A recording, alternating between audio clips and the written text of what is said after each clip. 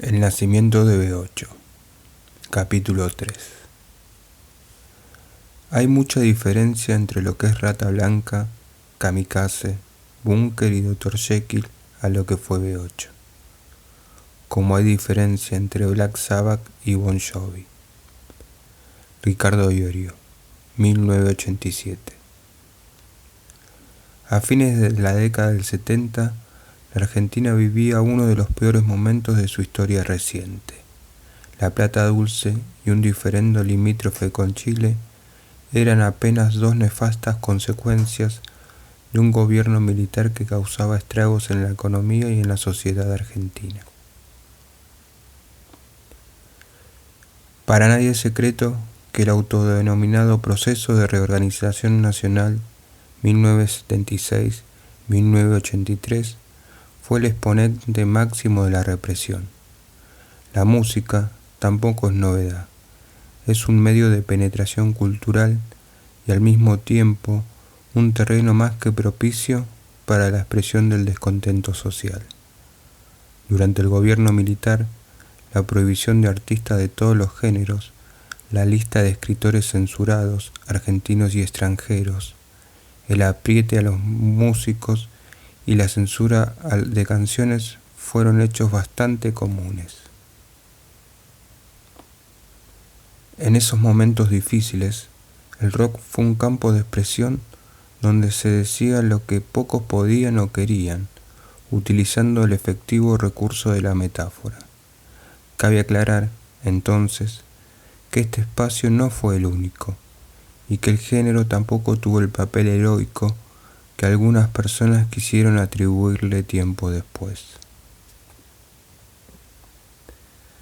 Pocos fueron los grupos y solistas del rock nacional que se animaron a denunciar en sus letras el atropello sistemático, la desaparición de personas, la represión artística e ideológica y el abuso de autoridad en que incurrieron parte de las Fuerzas Armadas y la policía.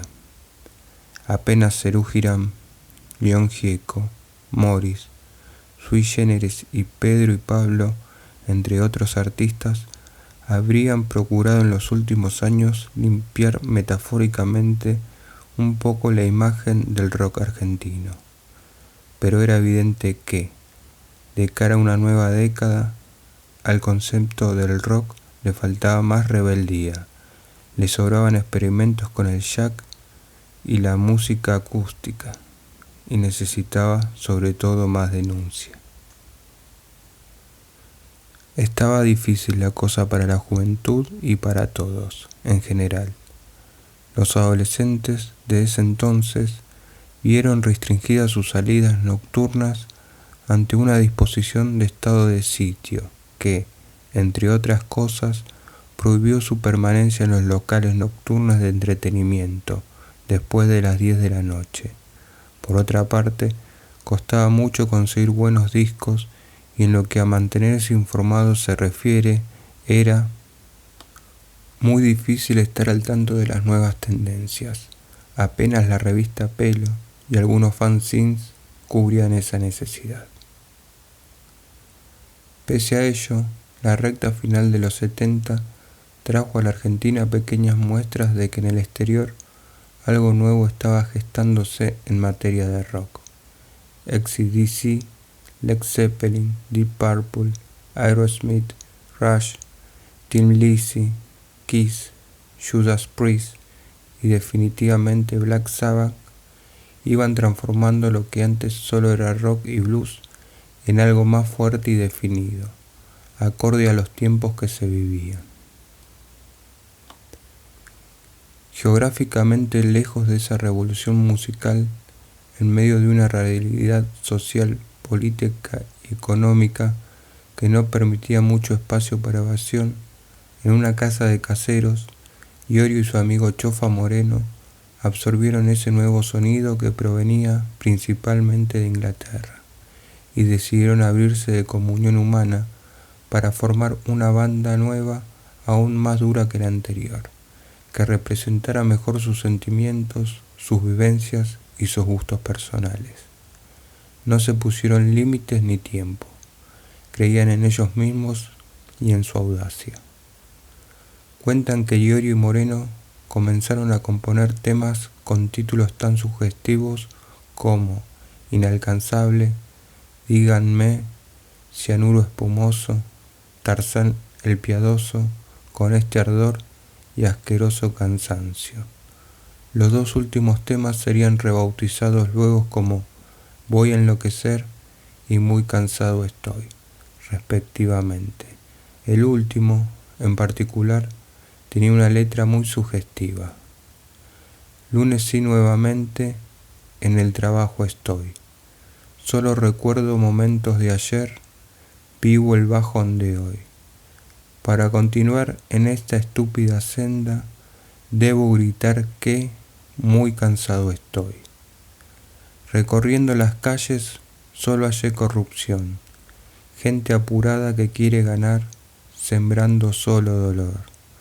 Yo ya soy parte de las calles, entre nubes de alcohol, sexo y ardor, llanto y dolor, la corrupción, fuerza de hoy. Algunos de esos temas fueron a parar al primer disco de B8, pero la mayoría de ellos quedaron afuera. Estaban hechas las composiciones, no más de 6, pero no había un nombre para el proyecto aún.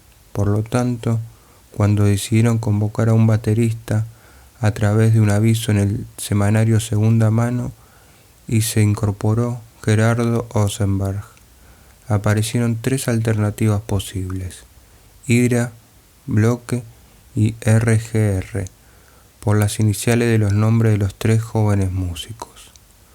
Osenberg aportó un lugar para ensayar y trajo consigo mucho entusiasmo. El clima era de aprendizaje vertiginoso, de mucho entusiasmo y estímulo. Cierta vez, Iorio contó que en esa época se lo podía ver repartiendo volantes en Plaza Las Heras, promocionando su nuevo grupo, Bloque. Yo hice ese grupo, inventé el nombre, pero la banda era B8, declaró una vez a los medios. Sin embargo, una tarde cualquiera, Ricardo y Chofa se encontraban en la puerta de la casa de este, cuando se sumó a la charla Aníbal Britos, quien, enterado del nuevo proyecto musical entre ambos, le sugirió un nombre. Loco, pónganle B8, como el motor. Y adiós el nombre Bloque.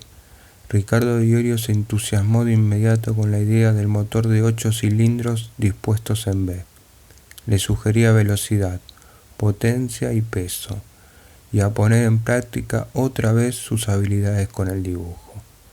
Lo primero que realizó fue el logotipo del grupo unido a la frase rock pesado. Luego salió a pegar adhesivos sellados con esa inscripción en los colectivos, una modalidad de difusión poco común en ese entonces. Después de unos cuantos ensayos, el sábado 8 de agosto de 1980, tuvo lugar la primera presentación de Ricardo de Iorio con B8 en el Club Saores de Villa del Parque. El siguiente testimonio, extraído del libro B8, Un sentimiento de Ana Maurín, describe cómo se gestó aquel concierto. La posibilidad del debut surgió al informarse Iorio de que el grupo Hermes se hallaba organizando un concierto, del cual también participaba Orions. Ricardo se conecta con el bajista de este grupo, Ronan Barr, quien acepta que B8 se sume como soporte. La banda estaba integrada por Ricardo Moreno en guitarra, con una Fine tipo Les Paul y un equipo de Cub. Ricardo Iorio en bajo y voz, con un bajo Fine blanco y un equipo Shirton, y Gerardo Osenberg, a cargo de la batería con una Pearl blanca. Esa noche sonaron por primera vez en vivo Muy cansado estoy, Voy a enloquecer y otros, ante un pequeño público entusiasmado y otro mayoritario que los escuchó con respeto, aunque sin entender demasiado, ya que sonaba demasiado diferente a cualquier otro grupo nacional escuchado anteriormente.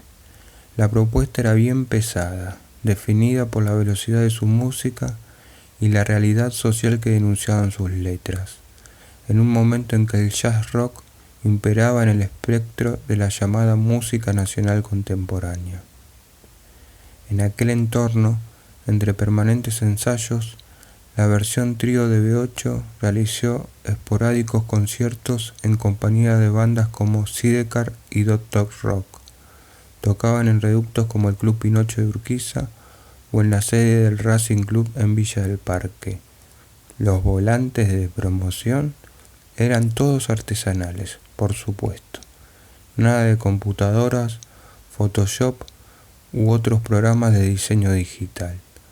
Todo ello estaba aún lejos de existir. Los volantes publicitarios anunciaban cosas como todo el rock and roll en una misma noche.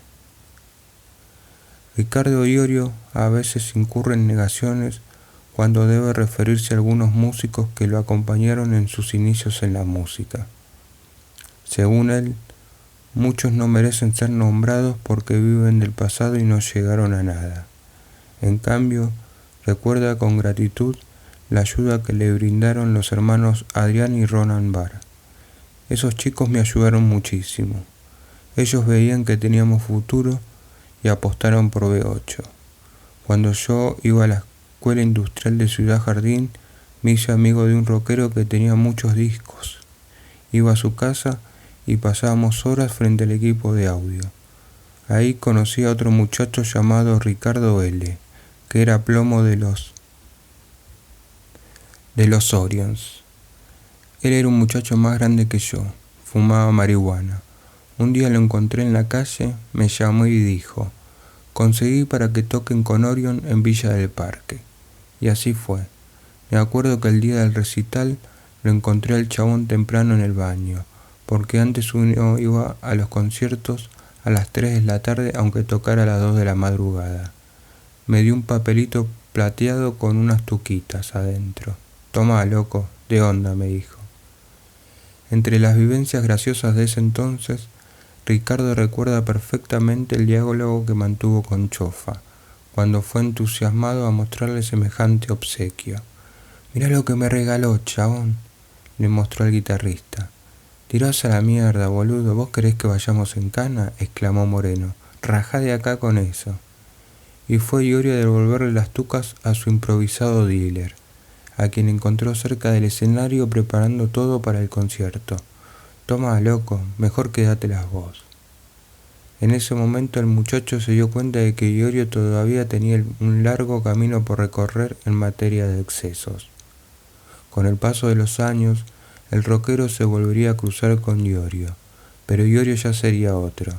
En una ocasión Ricardo L. le diría, riéndose, antes eras un careta y ahora fumás, tomás y cogés, hijo de puta.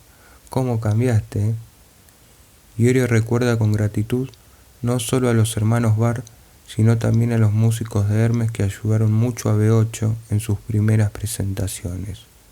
Con ellos compartimos conciertos en su zona, Villa del Parque, que nos sirvieron de despegue, cuenta.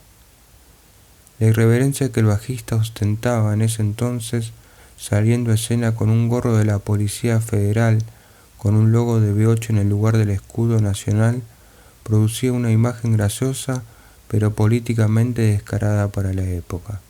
Ricardo estrenó aquel gorro una noche en Villa Martelli, durante un concierto en el que B8 participó como invitado del grupo Orions.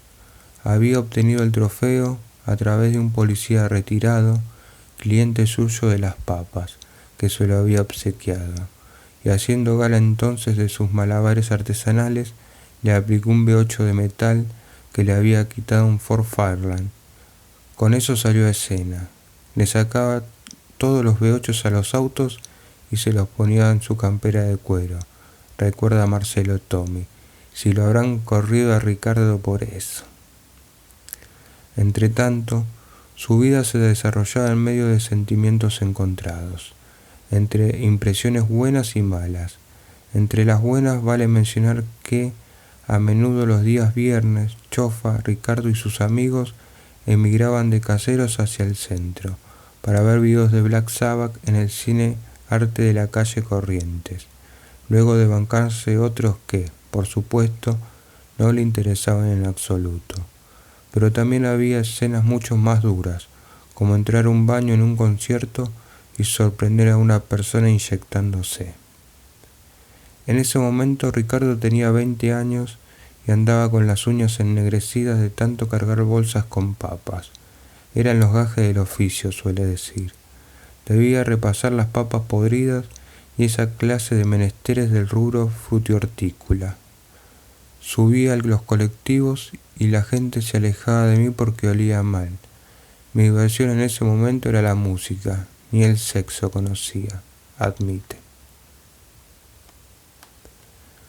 Hubo un cambio importante en B8 en ese entonces, con el ingreso del baterista Alejandro Pesadilla Colantonio. Pesadilla reemplazó a Gerardo Osenberg y aportó al grupo la energía del doble bombo e influencias musicales extremas para la época como Motorhead. Fue entonces cuando el trío compuso canciones veloces como Maligno y Solo Heavy Metal, que cerraban los conciertos de la época. El testimonio de Pesadilla, publicado en el booklet del CD de B8 Antología, nos da una idea clara de lo que era tocar heavy metal en ese tiempo. A Iorio lo conocí por un amigo, un tal Pedro, que fue plomo de papo y conoció a un montón de gente. Él me presentó a los B8, que ya habían tocado en un par de lugares. Yo fui el segundo batero, el primero duró muy poco.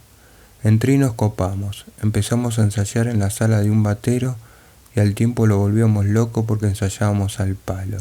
Nos venía a golpear la puerta para que tocáramos más bajito, y nosotros tocábamos más bajito los 2 primeros compases y después seguíamos con la furia de siempre. El referente era Motorhead, se notaba, ¿no? También Saxon, Judas Priest, lo que fuera enérgico.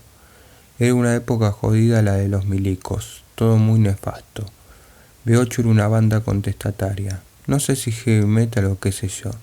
Salíamos a manifestar la bronca acumulada por todo el clima denso que había. No se podía tocar mucho entonces.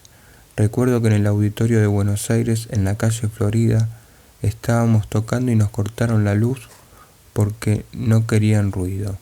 Igualmente son recuerdos muy copados, porque más allá de todo era muy, muy divertido. Iorio era el que traía el comienzo de un tema, pero lo armábamos los 3 hasta encontrarnos la forma.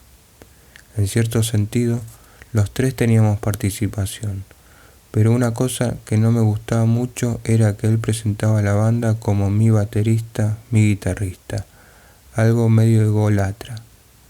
Eso no me cabía, más allá de la música, que estaba todo bien. Mi relación con Iorio se empezó a tensar por motivos que hoy en día veo como cosas de críos. Teníamos 19, 20 años, éramos pendejos. Se cortó el hilo que nos unía, pero lo recuerdo como algo muy copado, muy divertido. Poco después de ese concierto en el Auditorio Buenos Aires, Iorio decidió que ya era hora de incorporar un vocalista a B8. Un año antes había publicado un aviso gratuito buscando cantante en la edición número 147 de Pelo. Grupo de rock pesado, busca cantante, Ricardo. Gabriela Mistral, 3488, Devoto, o llamar al 750-3017, después de las 8. No se dio esa vez, pero ocurrió a principios de 1982, cuando Ricardo conoció a Alberto Honorio Samarvide, por amigos que tenían en común, y entonces la cosa tomó otro rumbo. En ese momento Beto cantaba en WC, un grupo de Capital Federal que tuvo entre sus filas a varios músicos que hoy son de renombre. Por allí pasaron, entre otros, 3 futuros integrantes de Rata Blanca: Gustavo Roweck, que formaría parte del grupo con Walter Giardino, Sergio Berdichevsky y Guillermo Sánchez. B8 y WC compartieron un festival en la sede del Club Atlético Chacarita Juniors, que está ubicada en Federico Lacroze y Álvarez Thomas, el 6 de marzo de 1982. Entre el público que asistió a ese recital, que para muchos fue el primer concierto de heavy rock montado en Buenos Aires, Estaba Walter Ortiz, un músico que en el futuro se convertiría en un amigo de Iorio. De ese concierto recuerdo algunas sillas desparramadas, muy poco público, y que alguien arrojó un sifón de soda desde un edificio lindero, decía Ortiz, líder del grupo Devastación, desde fines de los 80, y agrega: con el tiempo uno atesora ese tipo de imágenes, pero en ese momento yo no tenía idea de lo que estaba viendo. Era algo muy bueno en realidad. Uno iba a ver música y si bien sabía lo que quería, ni sabía que existía la palabra heavy metal. En ese recital me encontré con algo totalmente diferente a Charly García. Inclusive, si bien yo venía escuchando bandas pesadas como Box Day o Black Sabbath y artistas como Papo, B8 me pareció algo totalmente distinto. Además era una banda joven, porque Ricardo apenas tenía 20 años. Era joven, pero tenía una imagen bastante potente para la época. Esa noche en la sede de Chacarita, Ricardo se despidió de su amigo Chofa diciéndole al público: mi guitarrista ya se va porque es la última vez que toca conmigo. Se va a trabajar al sur y el único que queda soy yo. Mala suerte. Según consta en el libro Historia del Heavy Metal Argentino de Fran Blumetti y Carlos Parise, el propio Ricardo llamó por teléfono a Alberto Samarvide semanas después de ese concierto ofreciéndole cantar B8. Ricardo me dijo: loco, ¿por qué no te venís a cantar a B8? Le dije que lo iba a tener en cuenta y me cuelga. Al toque me llama otra vez y dice: loco, sos el cantante de B8. Yo no supe qué hacer, pero no podía cambiar un pasaje que tenía para ir a Brasil y me fui, meditando sobre todo esto, admite Beto en ese libro. Cuenta la leyenda que semanas después, aquel hijo de inmigrantes españoles, porteño del barrio de Chacarita y fanático confeso de Black Sabbath y Led Zeppelin, se juntó con Iorio. La química inmediata que hubo entre ambos hinchas de Racing simplificó las cosas para el arribo de los siguientes músicos, y así fue como surgió la formación más clásica de B8 que conocemos hoy. Mientras todo aquello sucedía, las palabras punk y heavy metal llegaban cada vez con mayor frecuencia a los oídos de Ricardo. Para entonces, los Violadores ya escandalizaban a la prensa con sus conciertos. Riff, por su parte, se había convertido en el estandarte del rock local, pesado, y arrastraba verdaderas multitudes que muchas veces descargaban la opresión, provocando descontroles que culminaban con intervención policial. Léase represión, detenidos y confusión. Así era el panorama. Al mismo tiempo, la guerra por las Malvinas introducía cambios drásticos en la Argentina. Hubo un exagerado brote de nacionalismo, un vuelco masivo hacia la música argentina y por ende hacia el rock nacional, que tuvo como máxima expresión aquel polémico festival para la solidaridad latinoamericana, donde se presentaron prácticamente todas las figuras del rock de entonces: Lito Nebbia, León Gieco, Luis Alberto Spinetta, Miguel Cantino, David Lebón, Raúl Porchetto, Nito Mestre y Charly García, entre otros. Ricardo Iorio vivió ese periodo de la Argentina con bastante recelo. A los 18 años había desertado del servicio militar obligatorio. En otra anécdota imperdible. En el barrio, la colimbia era algo de lo que nosotros teníamos que zafar por honor, porque además en mi familia, mi abuelo, mi tío y mi hermano no la habían hecho. Aunque ahora que soy un hombre grande digo que hubiera sido un honor hacerla. En aquel entonces tuve las agallas suficiente para ir solo a la revisación médica y salvarme sin importar que me pusieran en el documento que era un deficiente de aptitud física. La colimba me tocó por número. Después de 2 años de prórroga, tuve que ir varias veces al hospital militar porque quería demostrarle a los médicos que tenía problemas en la mano izquierda y que por eso la tenía lisiada, que no podía abrirla ni cerrarla.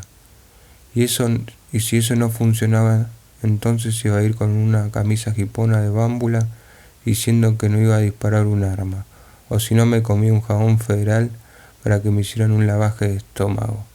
A toda nuestra generación le pasó eso. Había que zafar por aquello de yo soy vivo porque no hice la colimba, pero además había que zafar porque nosotros éramos rockeros y en ese momento éramos la contra de todos. Ahora no, mi música tiene más ligazón con las Fuerzas Armadas, pero en ese momento me creyeron lo de la mano y al final zafé. De no haber sido por aquella maniobra evasiva, habiendo nacido en el año 1962, Ricardo Iorio hoy podría engrosar la lista de los soldados que combatieron en Malvinas, y su visión sobre el tema es muy particular. Así como los ingleses mandaron a combatir al pueblo paraguayo contra la Argentina, Brasil y Uruguay para acabar con toda una nación, tipos como Galtieri mandaron a los correntinos a morir en Malvinas. Ellos, el gobierno de turno, nos vendieron la guerra de Malvinas, a la cual yo nunca he adherido por más nuestras que sean y por más ingleses que haya en el medio, porque mientras aún se lucha por un pedazo de tierra, si hoy en día estás descompuesto cerca de la Plaza San Martino de Palermo, no tenés ni un mísero baño público, y no te queda otra que pedirte una Coca-Cola de apuro en un bar, porque si no te cagás en la calle. Prefiero luchar por estar bien en la tierra que tenemos. Más allá de todo eso, jamás hubiera suprimido las milicias, porque creo que en toda tribu nació gente guerrera por naturaleza, y deben cumplir ese papel.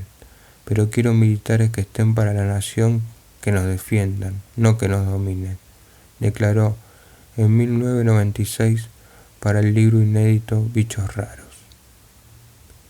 Merece un párrafo aparte en este contexto el recuerdo imborrable que guarda Iorio de aquella mañana del 2 de abril de 1982. Eran épocas de rebeldía para el músico, sin lugar a dudas, épocas de inconsciencia y de llevarle la contra a todos. Con mis amigos vivíamos en una nube de pedo cuando sucedió aquello, recuerda. En ese momento yo manejaba un camión de reparto de papas y trabajaba junto a mi amigo Horacio Cristofanetti. Me acuerdo que ese 2 de abril, cuando vimos todos los taxis con las banderas argentinas, dijimos, acá no hay baños en las plazas, pero estos hijos de puta fueron a tomar las islas. Ese fue nuestro pensamiento. Yo tenía 20 años, era un rebelde, y me acuerdo que en el camión escribimos con tiza Falkland Island. Íbamos a las verdulerías a distribuir nuestros productos y los chabones enojados nos decían, loco, las Malvinas son argentinas. Nosotros les retrucábamos, son inglesas, entonces se enojaban. Claro, total, ellos no iban a ir a la guerra. Los verdureros, los policías, los bomberos, los médicos de hospital, esos no fueron a pelear. Muchos años después, Ricardo ve la cosa con ojos reflexivos. Los sentimientos y las impresiones que en aquellos tiempos le dejaron son asumidos por el músico hoy con otra mirada. Siento un respeto muy grande por los excombatientes, en su mayoría pibes de Corrientes y Chaco, pero hubo además muchas personas que estuvieron concentradas en Ríos Gallegos 1 o 2 meses antes de la guerra, días y días con el uniforme y el fusil en mano adentro de un camión, con las amenazas constantes de que lo iban a llevar a las islas, y al final eso nunca sucedió. Creo que esa gente también pasó un momento de mierda, porque estuvieron 3 meses encerrados cuando sus padres y sus seres queridos creían que estaban combatiendo. Bajaban del camión solo para ir a dormir y recibían instrucciones. Puro chamullo. Esa gente también quedó destruida psicológicamente. Después de la guerra, varios de esos muchachos se transformaron en público de B8. Fue entonces, en medio de ese contexto nacionalista pro Malvinas, cuando nació la formación clásica de B8, con el ingreso definitivo del guitarrista Osvaldo Civile y del baterista Gustavo Roweck. Este último, el reemplazante de Pesadilla con Antonio, que se radicó en España en 1983. Osvaldo Daniel Civile, 1958-1999. Un apasionado por las motos, fanático de Jimi Hendrix y de Led Zeppelin. Se crió en Villa Raffo, un barrio del Gran Buenos Aires. A comienzos de los 80 ya era famoso en su zona tocando en la banda Té de Brujas. Dice uno de los tantos rumores que por ahí corren sobre el músico que no fue precisamente un virtuoso de las 6 cuerdas en su comienzo. No hay modo de saber con certeza si estos rumores son verdaderos o no, pero lo que se puede afirmar sin margen para el error es que a principios de 1979, antes de su ingreso a B8, Civile zapó con Iorio, cuando el entonces baterista del Arma, Carlos Ramos, los presentó, pero que en esa ocasión no hubo entre ellos una buena conexión. A Iorio nunca le cayó del todo bien Osvaldo, y fue desde el momento en que lo conoció, como él mismo cuenta. Aceptó la sugerencia de Chofa cuando éste insistió en que Civile era el violero ideal para reemplazarlo. Yo a Osvaldo lo conocía del barrio. Lo odiábamos porque él era el vivo que siempre nos decía que nosotros no sabíamos tocar porque nos gustaba Black Sabbath y no Led Zeppelin. Ustedes son unos giles, nos decía. Él era más grande que nosotros y vivía en santos lugares, pero también andaba por caseros, porque antes el barrio era más amplio. En ese entonces la gente no tenía miedo de caminar 20 o 30 cuadras. Y bueno, Chofa lo puso a Civile, cuenta Iorio. Si nunca te cayó del todo bien, ¿por qué aceptaste su incorporación? Porque mi amigo me dijo que él era el que tenía que tocar en B8. Chofa no quiso tocar más porque tenía asma y tenía miedo de morirse. De hecho, murió 4 años después. Él era muy dependiente de los broncodilatadores y tenía muchos problemas asmáticos. Me acuerdo que cuando le agarraron esos ataques los ojos se le ponían colorados y no podía respirar. Así fue como Civile se incorporó a la banda. No voy a ir en contra de la decisión de mis compañeros, habrá pensado finalmente Iorio, de modo que terminó aceptando al nuevo integrante. Iorio y Civile se respetaban mutuamente, se entendían en lo esencial, y sin embargo, la relación nunca fue del todo amistosa. Años más tarde, Iorio se referiría a la trágica muerte de Civile para la revista Epopeya y diría: Osvaldo compartió en total 2 o 3 años de mi vida. Durante muchos años no lo volví a ver, porque no vuelvo a ver a las personas con las que no tengo onda. Igual, de los muertos se habla bien o no se habla.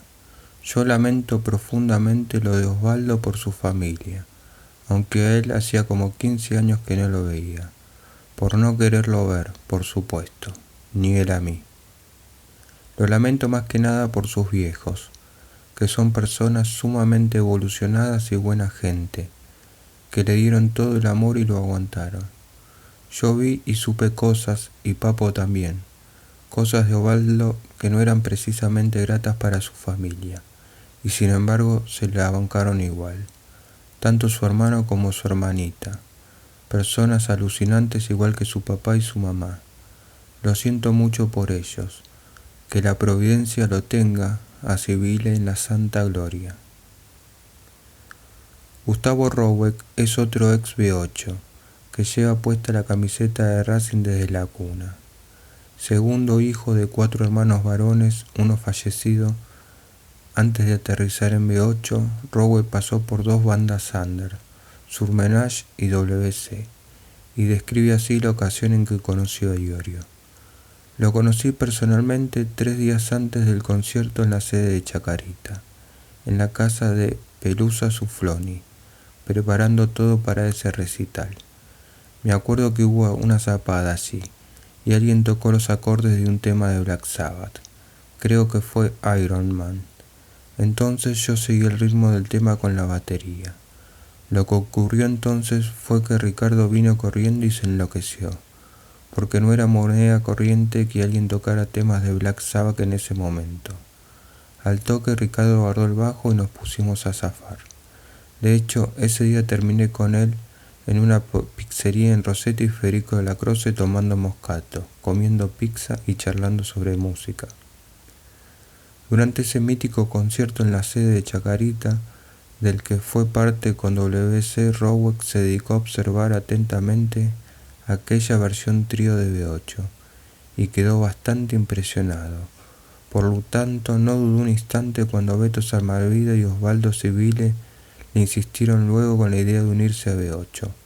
Ambos ya tocaban con Iorio desde hace unos días y Robeck se los cruzaba en una sala de ensayo situada en la Paternal. Algo que debe reconocérsele al baterista es su coherencia en no llevarle el apunte a quienes en ese entonces le sugerían que no debía tocar su instrumento de la manera insolente en que lo hacía. Yo creo que cada uno en su instrumento aportó cosas importantes a B8, opina Gustavo, y no fue casualidad lo que pasó. Osvaldo venía de una escuela muy Led Zeppelin. Ricardo, Beto y yo veníamos con todos los aires nuevos, Black Sabbath, Judas Priest y Saxon. Pero yo agregaba un plus, que era haber escuchado mucho rock progresivo y mucho Rush. Entonces tocaba la batería de otra manera. Hasta el día de hoy siguen sin querer creerme que en esa época yo tocaba con un solo bombo y que usaba la chancha como si fuera otro bombo. Desarrollé esa técnica. Cuando fui a grabar el primer demo de B8, los ingenieros de sonido, queriéndome ayudar, me decían que no se tocaba así, que el bombo se utilizaba para apoyar el ritmo y no para acompañar lo que hacen las guitarras. Yo les decía que así me gustaba tocar, que así me salía y así quería tocar. Y, la puta si tenía razón, éramos realmente innovadores.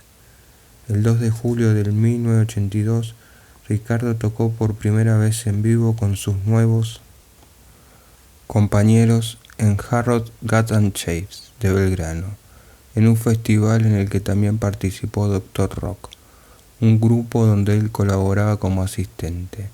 Según la opinión de Marcelo Roacio, guitarrista de esa banda, creo que allí Ricardo destrozó su bajo blanco por primera vez, porque se le cortó el sonido.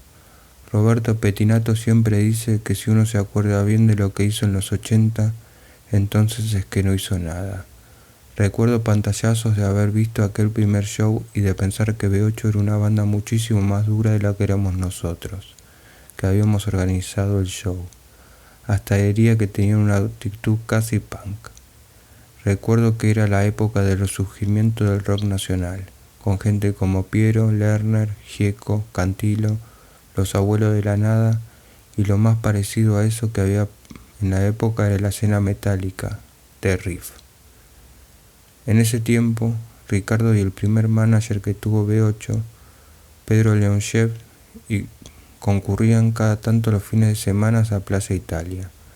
Allí Ricardo conoció bien a Rubén Blois, baterista de Dr. Rock, quien según Roacio le hizo ganar algunos pesos extra al bajista, como artesano.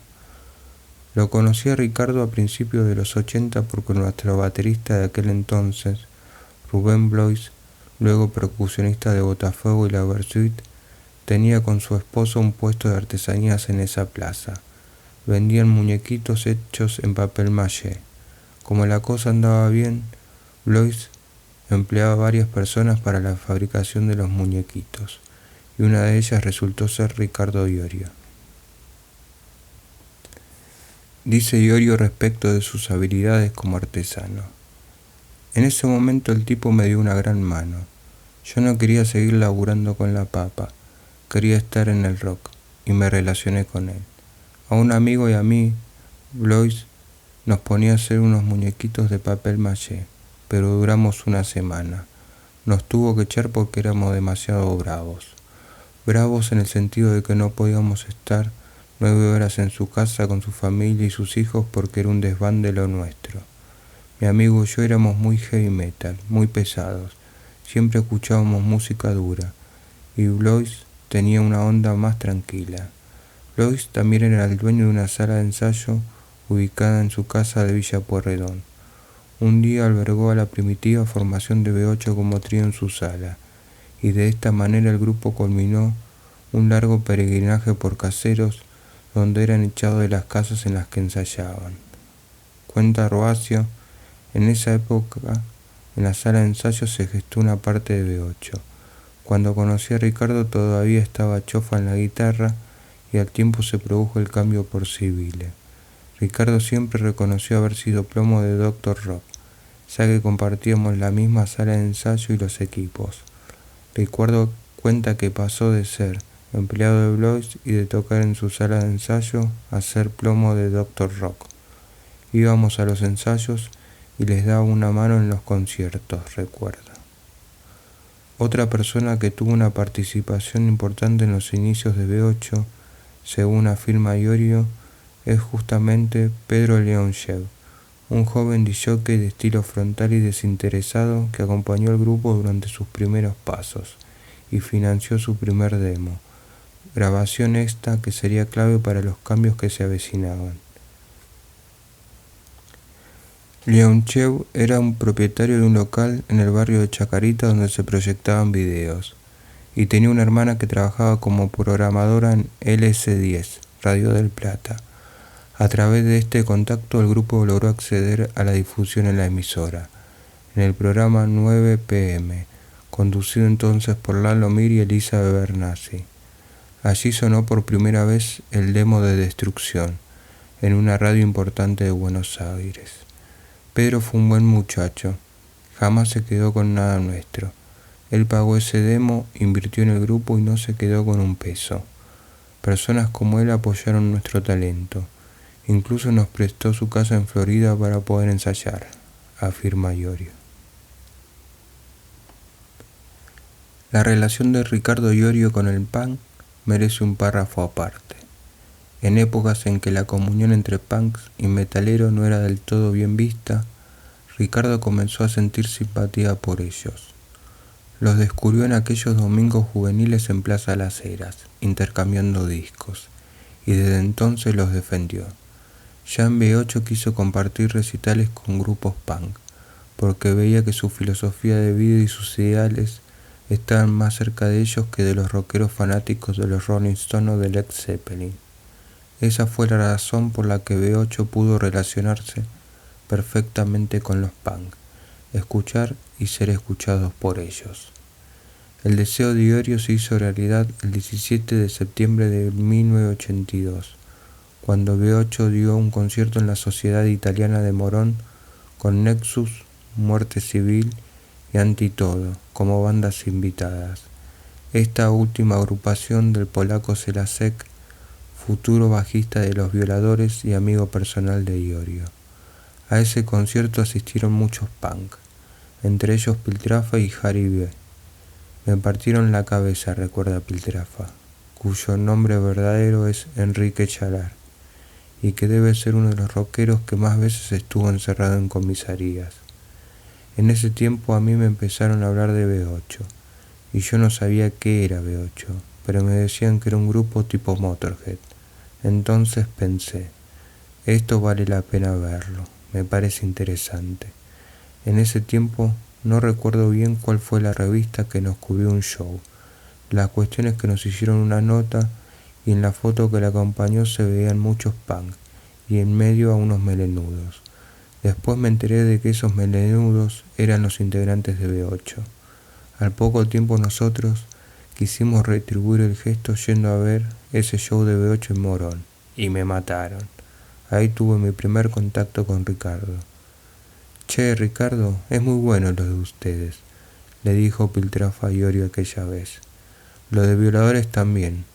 Ustedes están catando la posta, elogió el bajista. B8 también.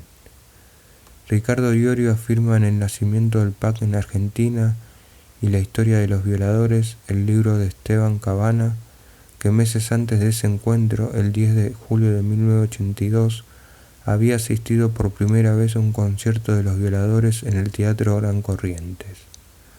Fue la primera vez que los vi en vivo y recuerdo que me repusieron.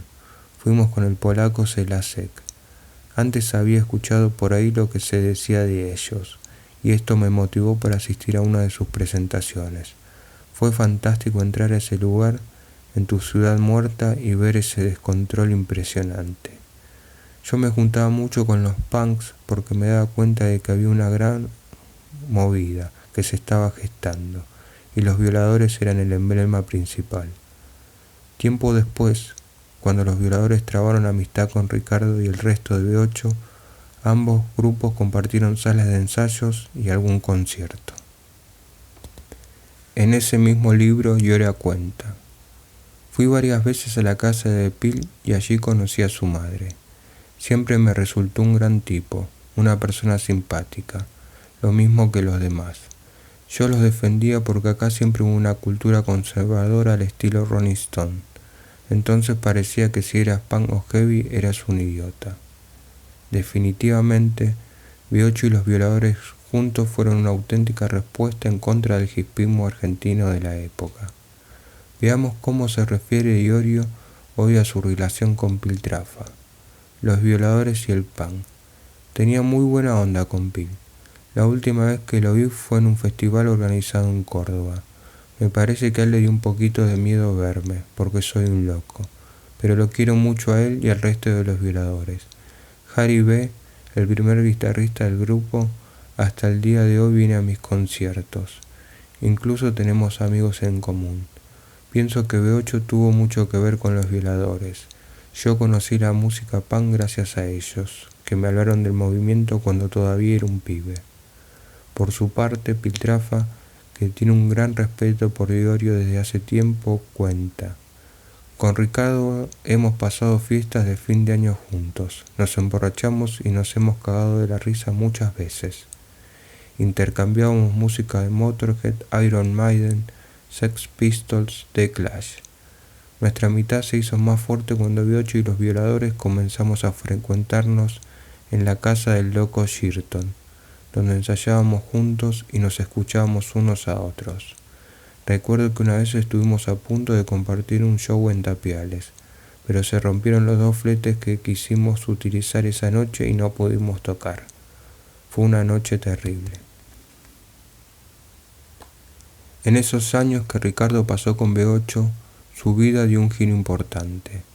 Descubrió nuevas amistades en el ambiente laboral y entre ellas recuerda con especial cariño a su íntimo amigo Jorge Piñeira, más conocido como Melena, con quien tuvo el extraño privilegio de compartir los primeros cigarrillos de marihuana. ¿Quién es? ¿De dónde viene Melena? Nací en Buenos Aires, soy hincha de Racing, cuenta él mismo. Fue muy fácil acceder a su testimonio para este libro. Humilde, sencillo, dueño de un sentido del humor muy particular. Melena provoca risas cuando relata anécdotas de sus épocas como plomo de Riff y chofer de B8 y el más fuerte. Obviamente, cuando hablo de su amigo Iorio no escatima elogios, y su memoria registra bastante bien cómo lo conoció. En épocas que él y yo éramos plomos de Dulce 16, Falopa, el hermano de Beto Samarvide, me presentó a los B8, en un recital en Parque Sarmiento, donde tocaba Riff. Eso fue el 21 de septiembre de 1982. Me acuerdo que cuando cayó al lugar un Peugeot 504 de color amarillo y bajaron los cuatro, yo quedé flasheado por la facha de los tipos. Pero esa vez fue un simple saludo con Ricardo, nada más. Melena era fletero en el Mercado Central, lugar al que el padre de Iorio concurría diariamente a comprar papas para luego ir a venderlas en el abasto. A través del hermano de Beto Samarvide, Melena supo que Iorio trabajaba con su padre en ese mercado, e inmediatamente se la ingenió para establecer lazos. Como yo quería hacer onda con el hijo, un día pregunté en el Mercado Central dónde podía ubicarme a don Alfredo Iorio, y cuando lo encontré le ofrecí un flete. Jefe, ¿no necesito un viaje? Le cobro barato. Así fue como pegué laburo para el viejo. Llegué al mercado del abasto con las papas y lo vi a Ricardo. Roto el hielo entre los dos, fue bastante fácil hablar. La bienvenida de Iorio fue inolvidable para Melena. Apenas llegué me saludó. Le comenté que había escuchado el demo de la banda y al toque me invitó a fumar y a tomar cerveza. Lo nuestro fue una onda de arranque. Desde entonces creció una amistad inquebrantable entre ambos, y hasta el día de hoy puede verse la Melena en los camarines de los conciertos de Almafuerte. Iba muy seguido al mercado a llevarle papas. Nos encontrábamos durante las mañanas en un entorno bien de mercado. En el abasto conocimos al gordo Caputo, con su padre, que también andaba en esos negocios, y también otro amigazo de Ricardo. Madera, el capo de la hinchada de San Lorenzo, ese loco hacía fletes de papas lavadas y las llevaba al puesto del viejo de Ricardo. Él caía con la papa lavada y yo con la papa común y los tres nos encontrábamos en el mercado. Había muy buena onda. Mientras trabajaba con la papa, la vida de barrio de Ricardo se iba quedando atrás y llegaban nuevas aficiones como los autos y fumar. Fumar por fumar o por el simple placer. Después, cuando Ricardo comenzó a trabajar en el mercado central, nos veíamos siempre, retoma Melena. Los dos hacíamos el mismo laburo y desaparecíamos todas las madrugadas. Me acuerdo que mi patrón, un hombre con el que yo laburé muchos años, salía desesperado a buscar el camión cuando nos emborrachábamos. Cuando finalmente lo encontraba, se asomaba por la ventana de atrás, nos veía fumando porros y nos botoneaba con el padre de Ricardo. Te dije, Alfredo, te dije que estaban fumando droga estos hijos de puta. Hacia 1982, B8 comenzó a transformar el vocabulario de sus letras con frases que terminando resultando agresivas para la prensa y para los rockeros de tendencias menos radicales, de modo que su música y su presencia arriba de los escenarios los diferenció claramente del resto. Aunque Riff y B8 podían ser madera del mismo árbol para un sector de la prensa y de la opinión pública, las propuestas de ambos grupos eran bien diferentes. Mientras Riff, con su rock pesado, proclamaba "No detenga su motor" en su disco Ruedas de Metal 1981 y relataba historias de autos y mujeres en auténticos clásicos como Susie Cadillac, B8 iba por otro camino, el del heavy metal, proclamando frases como "Ya no creo en nadie, ya no creo en ti. Ya no creo en nada porque nadie cree en mí. No dejan pensar, no dejan crecer. No dejan mirar, pero por suerte puedo ver. Que la decisión del juicio final será la solución, destrucción". Riff no era un grupo heavy, exclama Mundo de Epifania, por entonces representante de Riff y los Violadores. Mundi, alguna vez jugador de Argentinos Juniors, nacido en Pergamino en 1956, es una parte importante de la movida metálica y rockera en Argentina, porque conoce al dedillo todo lo que hay en la trastienda de una banda. Con autoridad se anima a derribar toda clase de paralelismo entre B8 y Riff, y afirma lo siguiente: vaya uno a saber por qué hubo una revista que en su momento empezó a calificar al grupo de papa como heavy metal. Tal vez porque hubo una publicidad gráfica de Riff que decía 100% rock con más calorías y sabor metálico, en alusión a otra de la tele, que promocionaba unos chicles sin sabor metálico. En una época la estética de Riff también pudo haber confundido las cosas, pero si vamos al caso, si alguien ve las primeras fotos de prensa de Riff, se dará cuenta de que Michel Peronel y Vitico vestían con corbatas. En Riff, la estética heavy llegó con el disco Contenidos, en la época de Buenos Aires Rock, en 1982, pero tampoco eran tan heavy. Definitivamente Riff era un grupo de rock, y B8 era un grupo de heavy metal. Un auténtico heavy metal era Ricardo con su pelo largo, con sus pantalones ajustados y su actitud de barrio. Los 4 B8 eran pibes de barrio. En cambio, en Riff, solamente Boff y Papo eran de barrio, los otros dos no. Riff era un grupo de rock que tocaba bien fuerte, y yo diría que B8 fueron los inventores del thrash metal en Sudamérica, a tal punto que Sepultura, en sus segundos discos, les agradece por haber sido una banda pionera. El secretario de redacción de Riff Raff y Madhouse, dos publicaciones especializadas fundamentalmente de los 80 y los 90, el periodista Frank Blumetti analizó cuestiones de autenticidad entre Riff y B8 y afirmó lo siguiente sobre este tema: Papo y Riff fueron los que le abrieron un resquicio a B8, pero resultó que B8 era más bueno que lo esperado. Tenía una actitud, una imagen y una postura que de algún modo reflejaba la necesidad de los jóvenes en ese momento. No puedo elegir una banda u otra banda. Sin embargo, en autenticidad y sinceridad, Más allá de toda su confusión y su despelote, yo creo que B8 le sacaba varios puntos a Riff. Por supuesto, eran muy chicos cuando empezaron. En cambio, la mayoría de los músicos de Riff tenían una carrera hecha, con un conocimiento de las reglas del juego y del negocio muy superior.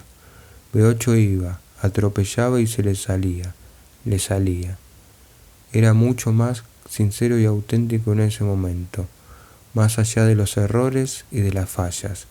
Creo que una gran parte de su atractivo venía por ese lado.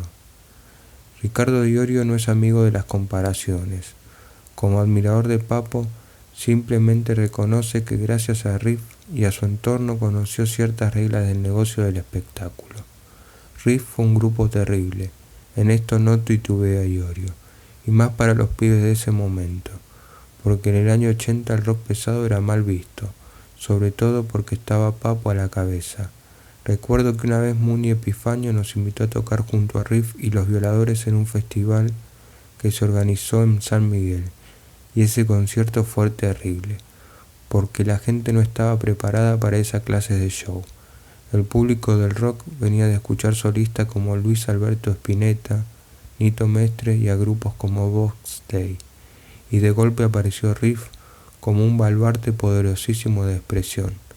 Yo era muy pibe, y ellos eran muchachos más grandes que nosotros. Tal vez por eso no tuvimos afinidad del principio. Después fui creciendo y tuve más conexión con ellos, y aprendí a ver cómo era realmente el espectáculo del rock por dentro. Para Iorio, si hubo algo significativo en Riff, es que su música no era una onda liviana, era bien rock and roll. Creo que Papo fue un músico pilar de la historia de nuestra música. Nosotros aprendimos de él. Creo que en ese momento los músicos de Riff se sorprendieron de ver unos loquitos como nosotros que hacíamos cosas tan bravas. Muchas son las personas y los personajes relacionados con el rock que coinciden en ver a B8 como un vehículo de protesta y liberación contra la situación que se vivía en Argentina en aquel entonces.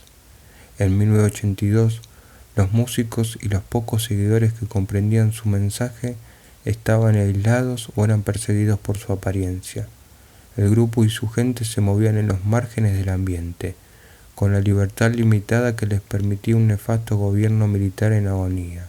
Por ende, la primera oportunidad que B8 tuvo de mostrarse ante un público realmente numeroso fue cuando desembarcó en la 4ª edición del Festival Buenos Aires Rock, el mismo día que actuó Piero.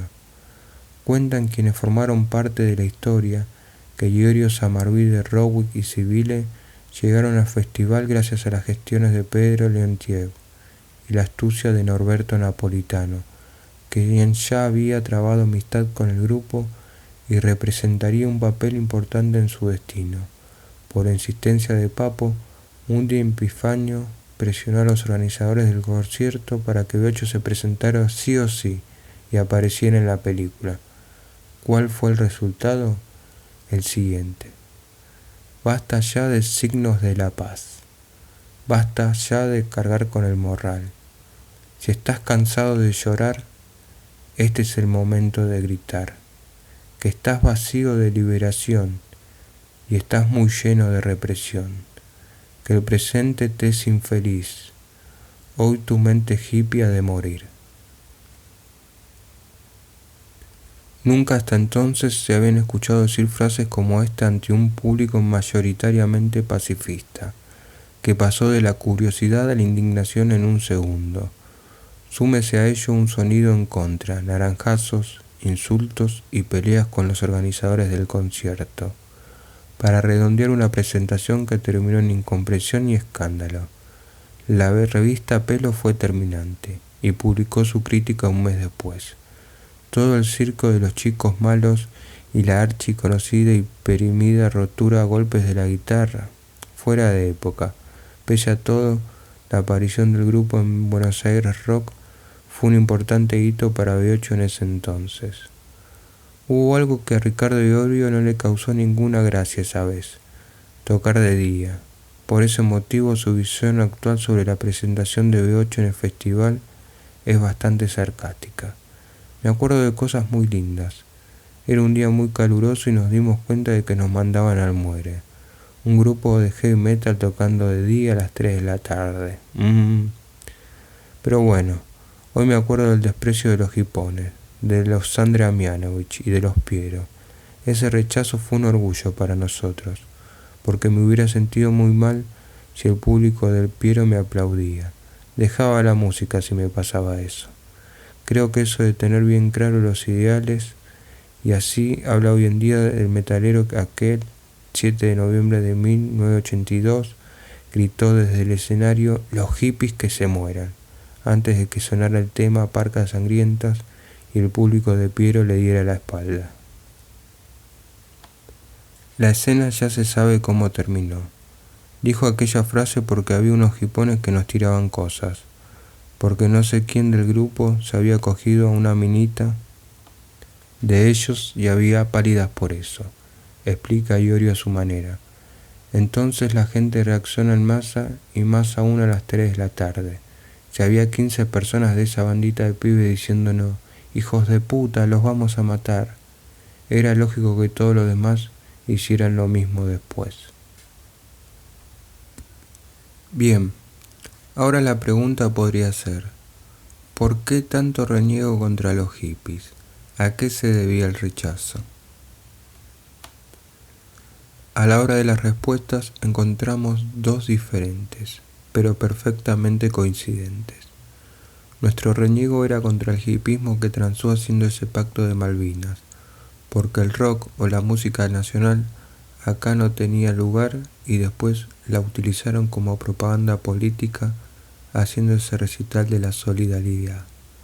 Ningún clavel, ningún paz y amor, ningún manso y tranquilo, porque nos estaban cogiendo por todos lados y a un par de cuadras de obras estaban reventando gente, señala Gustavo Roweck.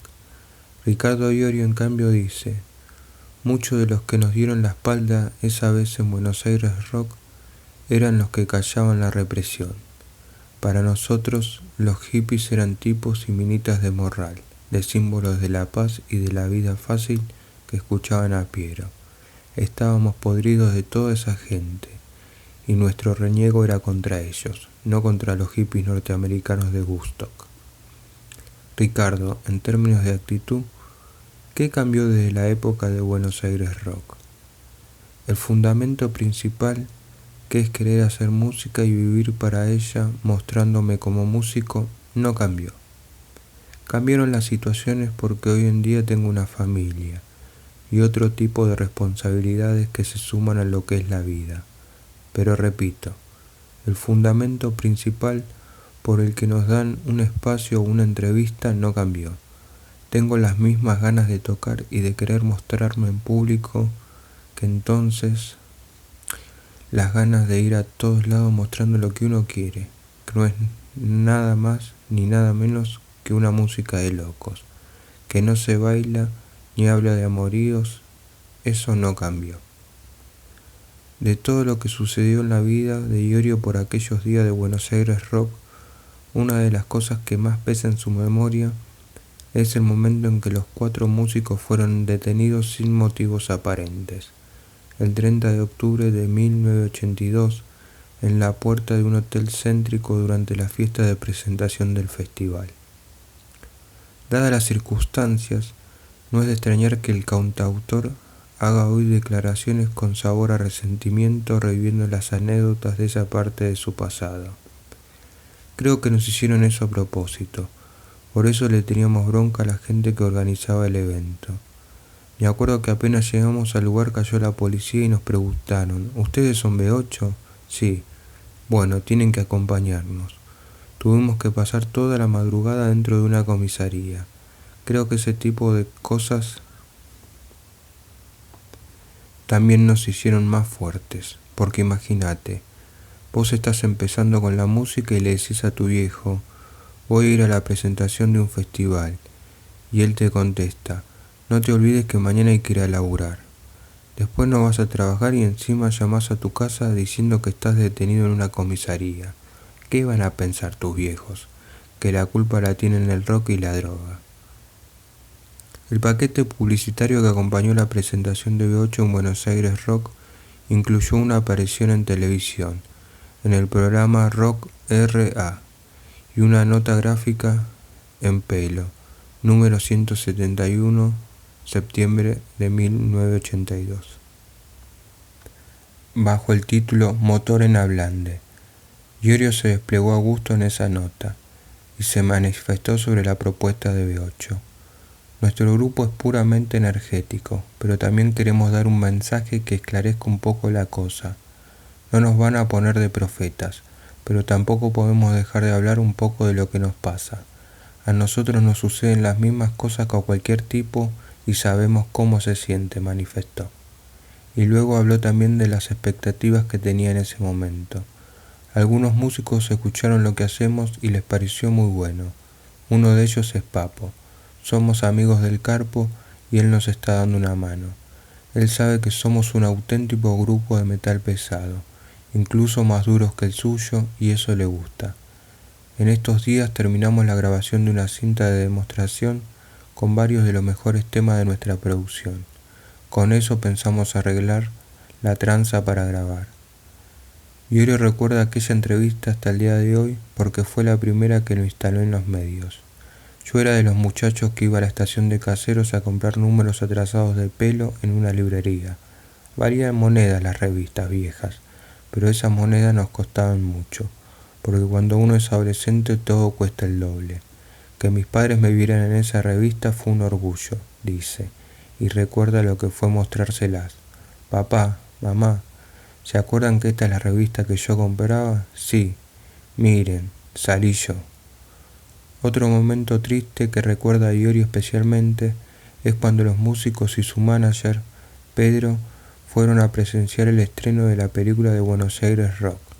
Quedaron desilusionados cuando vieron que solo incluía imágenes detenidas de B8, en lugar de su actuación. Las simples fotos en blanco y negro provocaron enseguida la ira de los músicos. Colocaron fotos nuestras cuando lo mejor que teníamos era nuestra imagen en vivo, protesta Ricardo. Con Iorio las relaciones jamás se sustentan en intereses, sino en la intuición del propio músico, quien se rodea de quien se gana a pulso su confianza. En épocas de Buenos Aires Rock, Ricardo ya contaba con un asistente propio, un joven llamado Pablo Di Sante. Muchos años después, Pablo se convertiría en el vocalista del grupo Fiesta Americana, pero en ese entonces se acercó a B8 como parte del público y también atraído por los instrumentos y por el sonido del grupo. Así lo recuerda Iorio. Pablo fue el primer plomo que tuve. Era un personaje de 15 o 16 años que venía de onda a los conciertos, igual que Juanchi, de Los Pericos. Ellos son personas a las que quiero mucho y cada vez que nos encontramos seguimos siendo amigos, porque no es que dejamos de vernos por discusiones o mala onda, sino por cosas de la vida. Di Santi y otro chico llamado Gabriel Ramos fueron plomos míos en Buenos Aires Rock y en muchos otros lados. Ellos eran de las brigadas metálicas. Me acuerdo que yo terminaba de tocar y a Pablo y al Topo, que después fue el baterista de Los Pericos, tenía que llevarlos a sus casas porque eran menores de edad. Casado y radicado en Los Ángeles desde hace algún tiempo, Di Santi recuerda aquellos años como increíbles y de muchos cambios, a la vez que le dedica a Iorio unas palabras muy sentidas. Ricardo fue como un padre, no solo para mí, sino también para muchos otros pibes que andaban dando vueltas por ahí. Él era mayor que yo, y recuerdo que me venía a buscar a mi casa. Siempre de una forma muy respetuosa hablaba con mi vieja, y a pesar de su imagen heavy, se las arreglaba muy bien para dejar a mi vieja tranquila, porque al final ella me dejaba salir con él a cambio de que me cuidara. A pesar de que B8 era la oveja negra del Buenos Aires Rock, su show fue increíble, agrega Pablo, refiriéndose específicamente al mítico festival. El lugar estaba lleno de hippies, hacía un calor tremendo y nosotros andábamos vestidos de negro con remeras de Iron Maiden, Judas Priest y tachas por todas partes. Recuerdo perfectamente a Ricardo puteando porque la comida era una mierda. aunque guardo también una imagen mucho más divertida. Iorio gritando, esto es una gran mentira, y mirando una pila enorme de claveles blancos que después se usaron para el show de Piero. Actualmente, cuando Iorio debe referirse a su equipo de trabajo de Almafuerte, al margen de su manager y de los músicos que trabajan con él, las primeras personas que menciona y que considera dueñas de su confianza son su asistente Raúl, el gaucho Canto y sus amigos, Leandro Sordelli, más conocido como Rodete, y Hernán Tiburón Salpurido. Son las personas más inmediatas que tengo en la música y trabajan conmigo ad honorem, cuenta el metalero. Siento que ellos son como el sargento Cabral, que hacen sus cosas para ayudarme y sin ningún tipo de interés. De los primeros intercambios que Ricardo tuvo con la prensa, hay otro muy particular que se realizó en febrero de 1983, para una producción periodística de la revista Humor. El músico fue convocado junto a Patricia Sosa y Daniel Melero, entre otros artistas, para analizar lo que sucedía en el país en materia de política y de actualidad musical. Los tres músicos, a diferencia del resto de los convocados, tenían algo en común. Fueron rechazados por el público del Buenos Aires Rock. Los siguientes son algunas perlas que Ricardo soltó en aquella extensa nota que llevó por título Los hijos de la televisión.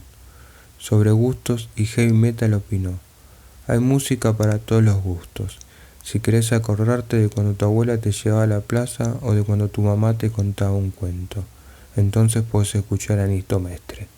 O si querés, imaginate que andando por la calle vas a encontrar una doncella azul en un caballo desbocado, escucha Peperina. Pero si querés vivir la realidad, conectarte con el presente y darte cuenta de que en el colectivo estás mal, de que en el trabajo estás mal, que no tenés plata para comprarte unas zapatillas o tomarte una cerveza, tenés que escuchar heavy metal. En tanto que, a la hora de las ironías, Iorio disparó. El otro día vi en la tele a Ramona Galarza cantando un chamamé con un peinado totalmente inglés, amarillo y rojo atrás. ¿Y qué pasa? La mina esa no hace lo que siente, se peina así para ir a las fiestas.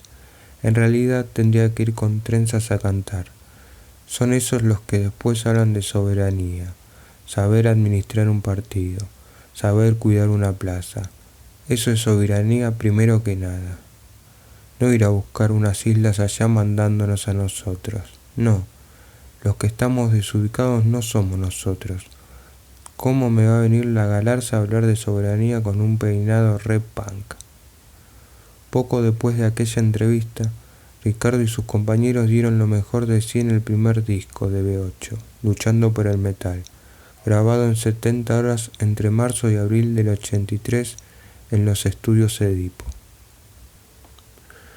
Toda la denuncia social y los mensajes apocalípticos que basaron en ese disco marcarían un antes y un después en el rock pesado argentino. Para Iorio, el personaje más importante que tuvo esa grabación fue el técnico Quebracho. Recuerdo que él ya era plomo de Cerú Girán, cuando ese grupo estaba en su plenitud. Entonces venía hasta el estudio y nos traía las cuerdas usadas de David Lebón y de Pedro Aznar, para que nosotros las usáramos y así pudiéramos grabar. Era un campeón. Quebracho fue el productor del disco, digamos, porque hizo de todo.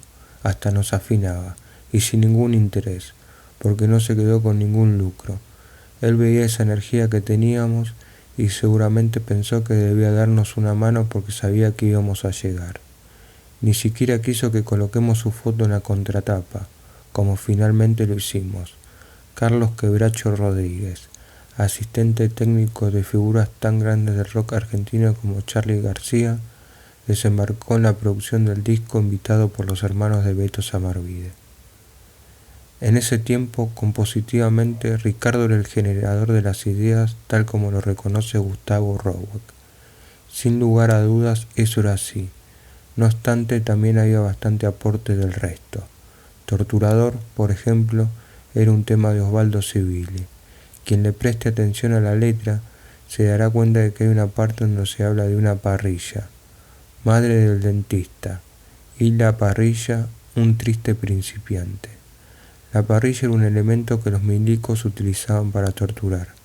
Ahora puede parecer ridícula esa frase, pero en aquel momento hablar de cosas muy directas era un pasaporte a hacer boleta. Entonces Osvaldo hizo una analogía en la letra.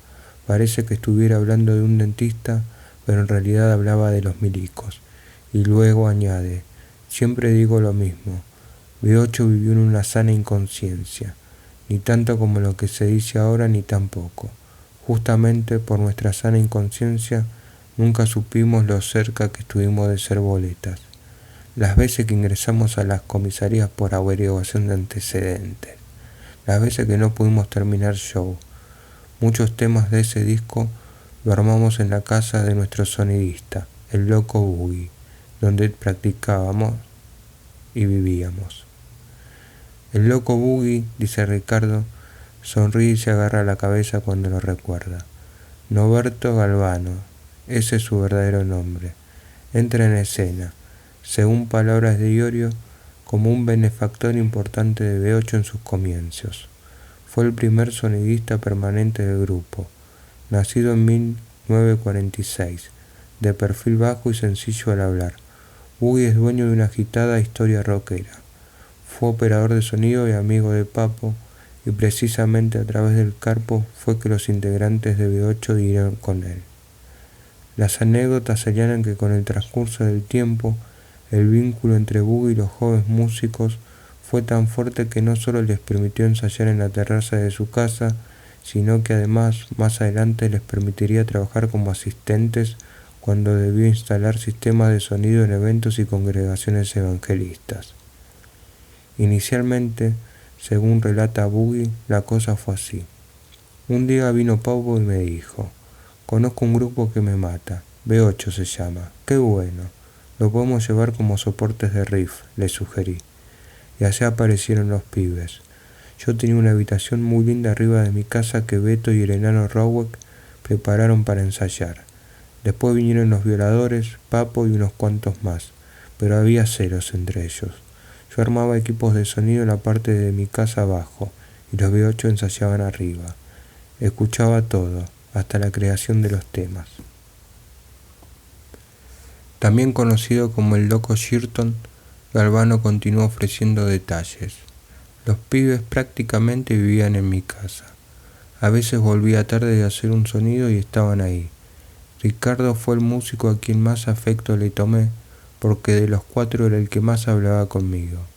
Yo sabía de todos sus sentimientos y de lo que le pasaba con su familia. Es más, Ricardo nunca supo que a veces su viejo vino a hablarme porque quería saber en qué andaba su hijo. Incluso, una vuelta vino con el hermano de Ricardo.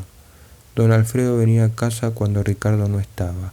Charlábamos y después se iba tranquilo, porque veía cómo era el ambiente de mi taller, veía que laburábamos todos con la música. Ricardo era un tipo difícil de dominar en esa época, pero el viejo lo quería mucho. En ese tiempo el propio Boogie le había tomado tal afecto a Ricardo que a veces se refiere a él como su hijo. Los pibes eran prácticamente de la familia. Tengo buenos recuerdos de los cuatro, pero de Ricardo especialmente porque era el único sensato y el que caminaba derecho. En B8 era la cabeza del grupo. A él se le ponía una cosa en la cabeza y le daba y así es como llegó. De los cuatro era el más luchador. Veamos otras opiniones sobre B8 y sobre el rol y la personalidad de Ricardo dentro del grupo. Ensayando en el taller del Loco Boogie, ubicado en las cercanías del cruce de Ruta 3 con la avenida General Paz, Ricardo Iorio se topó un día con el Tano Marchelli y con Beto Ceriotti. El actual bajista de Almafuerte era empleado del Galvano y hoy afirma lo siguiente. Los cuatro B8 tenían una personalidad muy fuerte arriba de los escenarios. El que vio a B8 en vivo sabe que eran cuatro máquinas que iban para adelante. Beto tenía un manejo del escenario que para mí era de lo mejor. Subía y mandaba. Osvaldo por ahí no tocaba tanto. Según su graduación alcohólica por ahí punteaba o solo saludaba a la gente con la viola colgada. Pero cuando subía al escenario se venía todo abajo. El tipo estaba más allá de todo. Había superado esa línea de ídolo. Ricardo era igual que antes y ahora. sigue siendo el mismo de siempre. El tipo era un visionario, andaba siempre con sus convicciones a cuestas. Si él cree que su ideal es el correcto, le va a dar para adelante con eso a morir. Para Pedro Leonchev, a B8 lo recuerdo como una banda que estaba al nivel de cualquier grupo de afuera. Ricardo era el motor, pero se complementaba con los otros tres. Si faltaba alguno de los integrantes de esa formación, B8 no existía, porque para mí ese fue B8. Mientras yo trabajé con ellos, todos tiraban para adelante. Yo era un 25% del grupo, el enano Rowek tocaba como una bestia, Betsto tenía una imagen muy copada y a Osvaldo le costaba subir a los escenarios por sus problemas con el alcoholismo, pero tocaba bien, especialmente blues. De todos modos, es cierto que Ricardo era el que más huevo ponía. Con él íbamos a buscar equipos, lugares para tocar, el tipo estaba en todo. De hecho, fue el integrante que más insistió para que los demás llevaran los créditos de los cuatro en el primer disco, a pesar de que él aportó más temas, recalca. Piltrafa, por su parte, lo recuerda a Iorio como un tipo con mucha personalidad arriba del escenario. Iba al frente. Era como yo.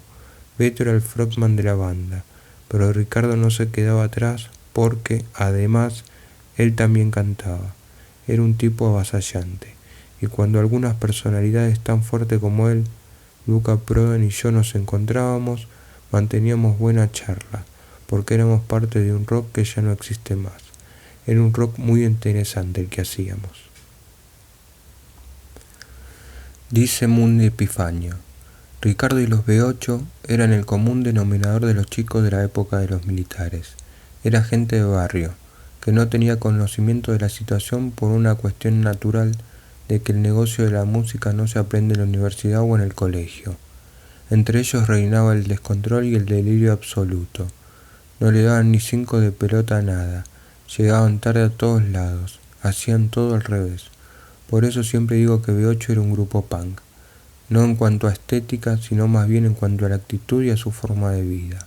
El grupo era un reviente, una destrucción absoluta, mucho más que los violadores, y los cuatro eran iguales. La imagen de Ricardo tal vez impactaba más porque era el más grandote de todos y porque era el mejor alimentado en esa época. Carlos Honorato, más conocido como Carlitos Blues, propietario de la casa de venta de instrumentos blues, cuenta: en el apogeo de B8 yo trabajé con una banda que prefiero no mencionar. En ese tiempo la banda que yo manejaba compartió con ellos un show en Atlanta, cuando el grupo ya era un representante cabal del heavy metal en Argentina. Ricardo era uno de los mayores exponentes de B8, pero la presencia de los cuatro era muy importante. Su descontrol, para mí el descontrol de B8 era igual al de todas las bandas del momento. Ricardo mismo ha reconocido algunas veces que su personalidad no solo es temperamental y vehemente, sino que también algo de autodestructiva, y le parece tan natural su confesión que hoy llega al punto de afirmar que aprendió a controlar su locura. Sigo teniendo ese sentimiento autodestructivo que tenía como cuando tocaba en B8, aunque ahora me cuido más, sostiene. Si se le pregunta desde cuándo convive con los excesos, afirma: desde pendejo mantengo ese sentimiento de autodestrucción. Sí, pero lo manejo bien, y eso que estoy loco desde pibito, Siempre me gustó tener esa forma de vida. También lo hago para demostrarle a muchos que no soy como esos que se muestran en la televisión como unos pilas bien despiertos, que después se toman un par de pases y quedan trabados dando lástima en Niceto. Definitivamente, Ricardo conoce bien el peso y el impacto de sus palabras. El periodista Fran Blumetti, que conoce bastante sobre la historia de excesos en el rock, da su opinión sobre el asunto. Haciéndole reportajes a Ricardo, lo he visto en varios estados. Lo he visto más sobrio, menos sobrio. Lo he visto en buen estado y en mal estado. Me parece que a veces tiene mucho sentimiento de autodestrucción, pero el rock en general es una forma de autodestruirse. Eso lo dicen hasta los Simpson. Precisamente, la primera vez que los vi debe haber sido en Lomas del Mirador. en la sala de este muchacho Boogie, donde ellos ensayaban. Aquel lugar era un pasadero de porro, fumaban hasta por el culo y vivían con los ojitos achinados, pero era una gente muy abierta. La casa del loco Boogie dejó su impronta en B8. Fue un animado lugar de encuentro, y en ella Ricardo conoció a varios músicos importantes, entre otros a Willy Quiroga, que también frecuentaba el lugar. Mucha gente paraba en su casa porque Boogie fue el primer chabón que armó equipos de sonido grosos en la Argentina.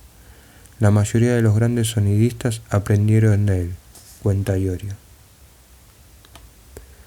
¿Cuánto tiempo trabajaste como asistente suyo?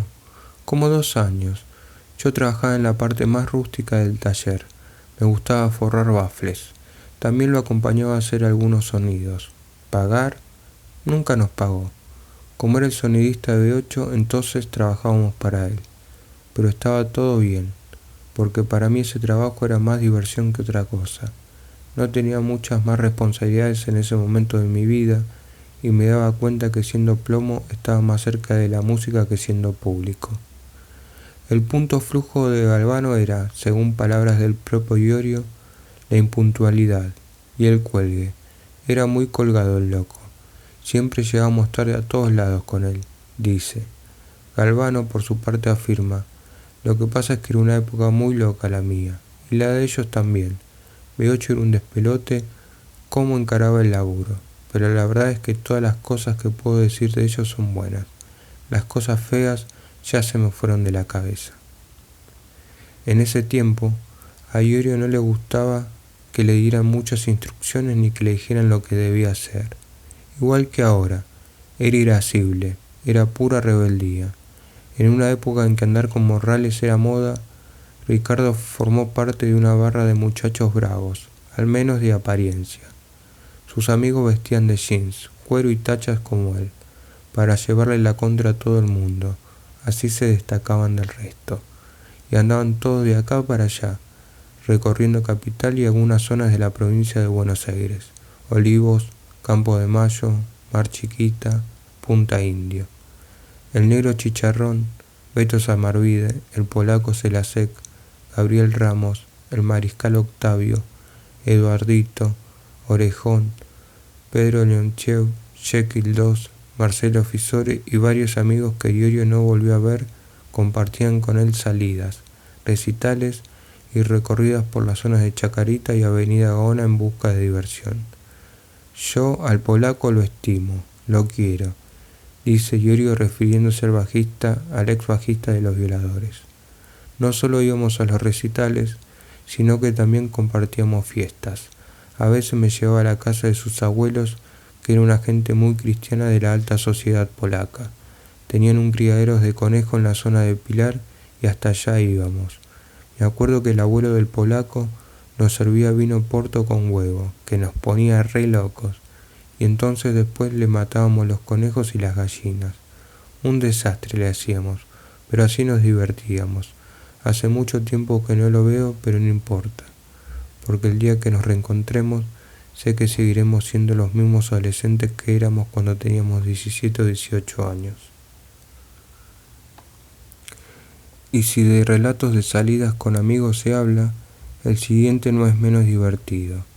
Habla otro de los tantos compañeros de aventura de Iorio en aquellos años, Hugo Benítez. Yo a Ricardo lo conocí por intermedio de Chofa. Tuvimos buena onda, salíamos varias veces en la peor época de este país. Era muy loco caminar juntos con los pelos largos y siempre atentos a la casa de los policías. Recuerdo que una noche tomamos muchísima cerveza y terminamos en un pub de Devoto, porque a Ricardo le gustaba jugar al pool. Allí seguimos tomando. En una de esas nos dieron ganas de orinar. Para ir al baño pasamos por un patio y ahí encontramos un tanque enorme. Me acuerdo que nos causó curiosidad y entonces yo levanté una reja que cubría la boca del tanque para ver qué había dentro. Vimos agua, nada raro, pero de golpe salió una boca enorme con unos dientes afilados, queriendo morder. «Loco, ¿qué carajo hay adentro?», nos preguntamos. Nos pegamos un cagazo terrible. Resultó que el dueño del pub tenía encerrado en ese tanque un yacaré. Me acuerdo que le echamos la culpa a la cerveza. ¿Tanto tomamos como para tener alucinaciones?, nos preguntamos. Pero no, eso no había sido una alucinación. Ese yacaré era real. ¿Cómo era Ricardo Iorio en los años que antecedieron a la democracia? Antes y durante el reinado de Riff y de las brigadas metálicas. Las opiniones al respecto son bastante diversas y no siempre son coincidentes. Era todo un personaje, según lo describe hoy su amigo Melena. Atendía en el abasto vestido con tachas, borcegos y campera de cuero. Era muy bravo también, nunca se comió la punta con nadie. Me acuerdo que una vez en un boliche de Rafael Castillos, unos tipos se zarparon y Ricardo se peleó con unos cuantos. Se armó una batalla tremenda, pero después de pelearse subió y tocó con B8. Yo también tocaba música pesada, pero no era de andar con tachas, cuenta el Tano Marcello. Mi indumentaria era el jean, las zapatillas, la remera o una camisa negra. Y Ricardo tenía la campera, el pantalón, las zapatillas, el borcego, todo. Era una vaca con tachas, todo de cuero, pelo largo. Era estrambótico y chambón. Para el dialecto de mi familia tana, el chambón es el torpe, el atropellado. Digo esto porque la primera vez que lo vi en la casa del loco Boogie, entró a la sala y se enganchó la mano con el picaporte de una puerta. En aquel tiempo no era tan patriota como lo soy, sonríe Pedro Leonchev. En ese aspecto, Iorio pateaba el tablero en el 82, pero era una persona muy buena. Un tipazo con todas las palabras. Era un tipo laburante y luchador, porque después de trabajar todo el día en el mercado, él y Beto Sanmarviden eran un relojito para los ensayos. En esa época yo salía mucho con ellos, y en esas salidas en mi Ford Falcon eran bien divertidas, porque no era cuestión de ir a pegarle a los hippies, sino más bien de ir a bardearlos. Blandos, se viene el momento del metal, les gritaba Ricardo a los artesanos de Plaza Italia. Por su parte, la negra Poli, cuyo destino se cruzó con el de Ricardo Iorio en ese tiempo, lo recuerda como alguien fantástico y muy hermoso. Yo creo que él fue cambiando y se hizo más rudo con el correr de los años, porque no era así al comienzo, cuando yo lo conocí. En ese tiempo le gustaba mucho la poesía y era muy respetuoso, delicado y sensible. Juanchi Balegrón, que se relacionó con Iorio a través de amigos en común, coinciden con la manager de los Redonditos de Ricota. Era un tipo muy sensible y muy cariñoso con nosotros. Él era un poco más grande que mi grupo de amigos y si bien era un rockero en vías de consagración, seguía siendo un tipo sencillo. Sé que después tuvo sus vueltas de rosca, pero el Iorio que yo conocí era muy afectuoso y a la vez auténtico soldado del heavy metal. Ricardo no quería ser cheto ni hippie, agrega el actual integrante de Los Pericos. Él era un tipo emblemático, por esa cruzada del metal, pero en un sentido romántico y quizá algo inocente, era como un ídolo para nosotros y muy auténtico. Recuerdo que una vez, en el 83, con él fuimos vestidos con nuestras camperas de cuero y nuestras tachas hasta la puerta del boliche. Airport, a demostrarles a los bolicheros que nosotros éramos los rockeros. Esa era la parte de nuestra idiosincrasia del momento. En esa época también andaba de acá para allá vagando con su amigo, Cristofanetti, da fe Marcelo Tommy. También podías encontrarlo comiendo con el negro chicharrón en Puente Alsina o en cualquier estación del ferrocarril San Martín. Además, se había convertido en un personaje por lo amargo que era. Me acuerdo que una vez en un festival de Chacarita estábamos todos sentados en la tribuna viendo a un periodista conocido que tenía una banda, que practicaba una música horrible. Entonces llegó Ricardo a los gritos diciendo: «Esto es un asco, nene, ¿por qué tocas esa mierda? Vámonos», me dijo y nos rajamos del lugar. Toda la gente nos miró raro, como diciendo: «Qué boludos estos pibes, pagan la entrada y se van». Así era Ricardo, era muy ácido y persuasivo también. Este episodio lo muestra a las claras. La capacidad de convencer fue una característica que el músico mostró desde temprana edad y que exhibe también en la actualidad. Ricardo Iorio convence a todos y más de uno alguna vez imaginó cómo sería su faceta si se dedicara a la política. Más allá de lo musical, como todo ser brillante, Ricardo tiene una capacidad de persuasión y de discurso que creo que en cualquier político podría envidiar. Tiene una forma de dirigirse a su gente de un modo único. Se aventura a decir Flavio Sanzarulo, el bajista fundador de los fabulosos Cadillacs, quien entrará en su vida unos años más adelante.